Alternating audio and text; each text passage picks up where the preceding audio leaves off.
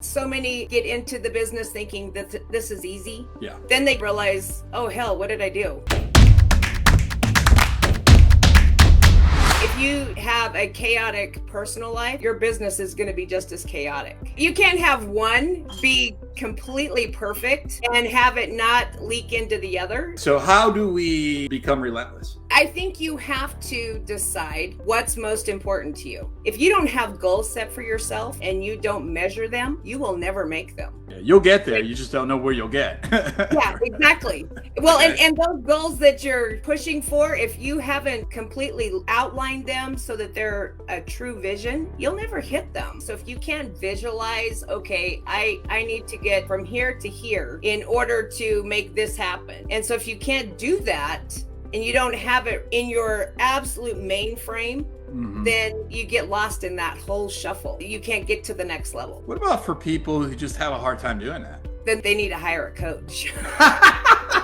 Have some accountability in there somewhere. In life, you can't do it alone. There's no way you can survive this game of life all by yourself. What's the biggest thing that you think gets in somebody's way of to say, okay, I'm going to set a goal? What do you think gets in their way? Unfortunately, so many get into the business thinking that this is easy. Yeah. Then they get in there and they realize, oh hell, what did I do? This is not easy, and this is not easy money. You're going to have a roller coaster ride. If you can't keep your mind focused, and if you can't keep a strong mindset and take that and go, okay, this is what I think I'm supposed to be learning, and you just keep moving forward.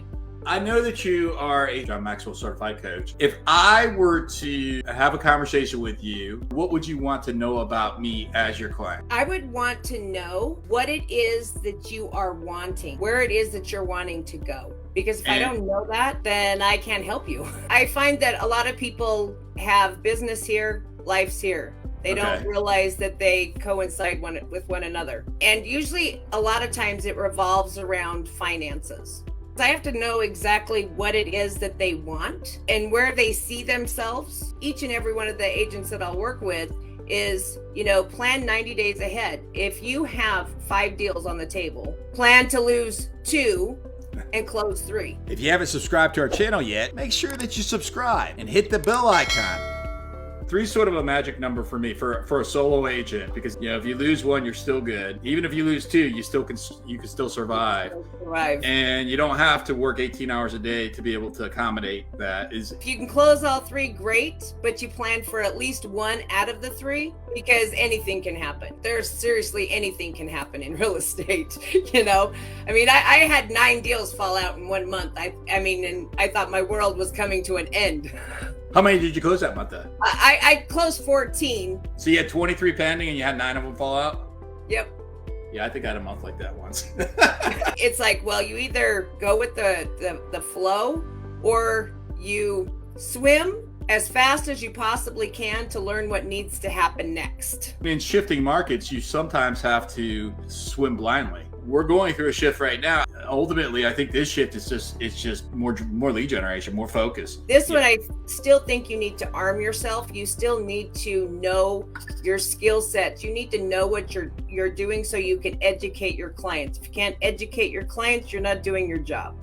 I think the difference between this market shift and the last one is it's going to be less volume, where the previous shift was less price. But I think ultimately what you're going to do is you're going to find supply and demand equally will decline. And because they'll equally decline, you won't have that tremendous push downward where we had before. And so what that means is if there's 100 transactions in your marketplace today, there may be 70 or 80 or 65, in the next 12 to 18 months. Through the summer, our inventory was so low. And I think that was across the board, no matter where you were at. But demand was up, yeah. And now we're seeing this huge incline in inventory. Yeah. And then we see everyone that's panicking because they're listening to national media instead of their local media. And then they seem to think that no one else is buying and no one is selling. And that's so far from accurate, because they're still going to buy and sell no matter if interest rates are 7% or they're 2%. They're still going to buy and sell.